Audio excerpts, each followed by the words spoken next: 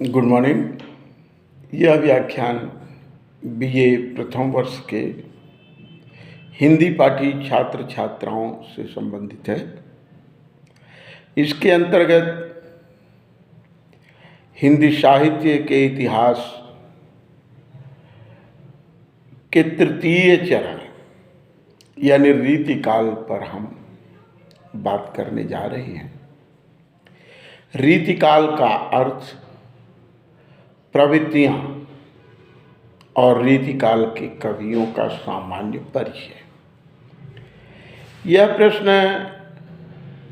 विभिन्न रूपों में परीक्षा के अंतर्गत आपसे पूछा जा सकता है कि रीतिकाल का अर्थ स्पष्ट करते हुए रीतिकाल की सामान्य विशेषताओं पर प्रकाश डालिए या रीतिकाल की सामान्य प्रवृत्तियों पर प्रकाश डालिए या रीतिकाल के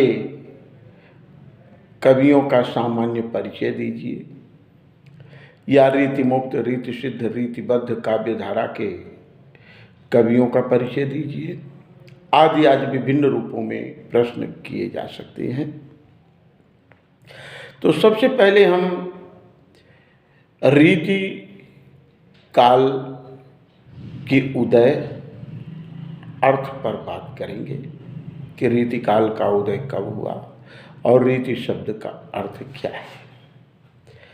हिंदी साहित्य के तृतीय चरण यानी 17वीं शताब्दी से लेकर 19वीं शताब्दी तक के साहित्य को रीतिकाल के नाम से जाना जाता है, यानी रीतिकाल कहा जाता है, जिसे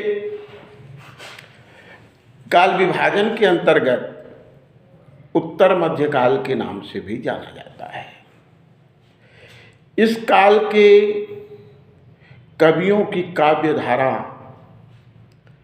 रीति परक रही है, यानी इस काल के कवियों का काव्य रीति परक रहा है। रीति से मतलब शास्त्रीय नियमों से बंधा हुआ।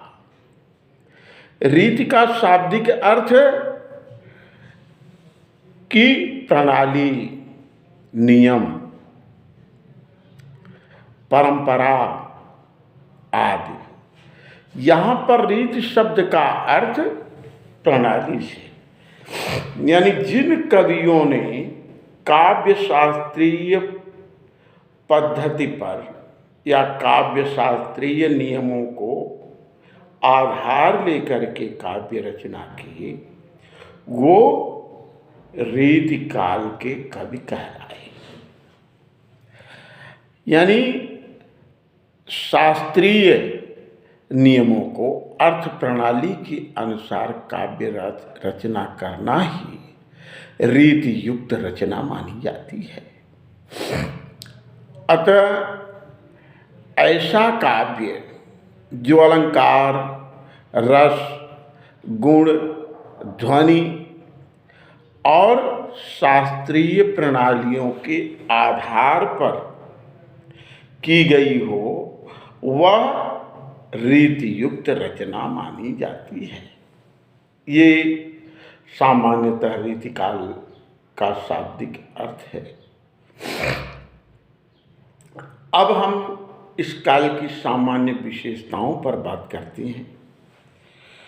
तो रीतिकाल का संपूर्ण साहित्य मुख्यतः 3 भागों में विभक्त करके रखा जाता है: रीतिबद्ध, रीतिसिद्ध और रीतिमुक्त।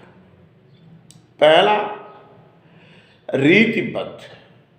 जिन कवियों की रचनाएं पूर्णतः काव्य शास्त्रीय आधार पर, यानी जो रस, गुण, ध्वनि और शास्त्र को ध्यान में रख करके काव्य रचना किए, वो रीतिबद्ध कवि कहलाए।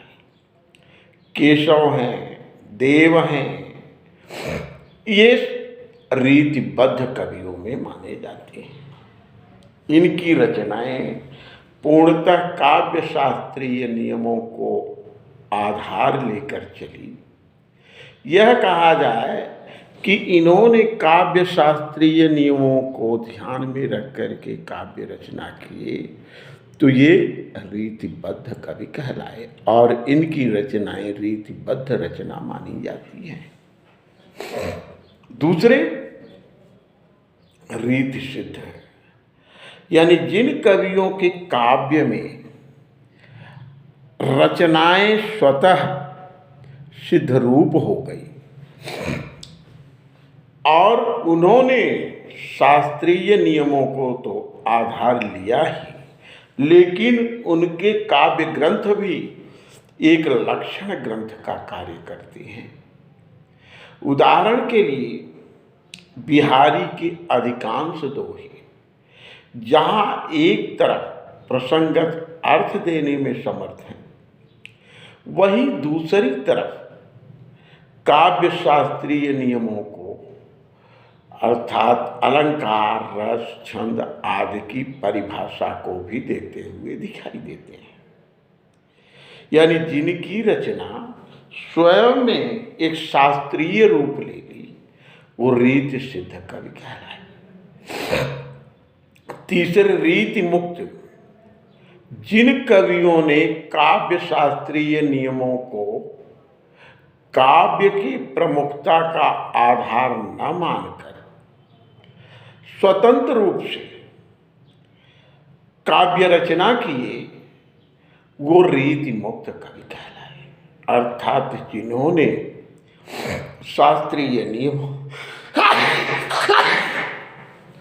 और परंपराओं को ध्यान में न रखकर केवल काव्य रचना करना अपना उद्देश्य रखा, उनका काव्य रीति सिद्ध काव्य कहलाता है, रीति मुक्त काव्य कहलाता है। इस श्रेणी के कवियों में घनानंद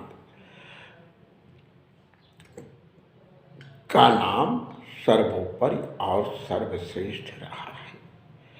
धन्यवाद। द्वितीय व्याख्यान के अंतर्गत हम क्रमशः इसी प्रसंग को यानी रीतिकाल प्रकरण को ही आगे की ओर बढ़ाएंगे। धन्यवाद, बहुत बहुत धन्यवाद।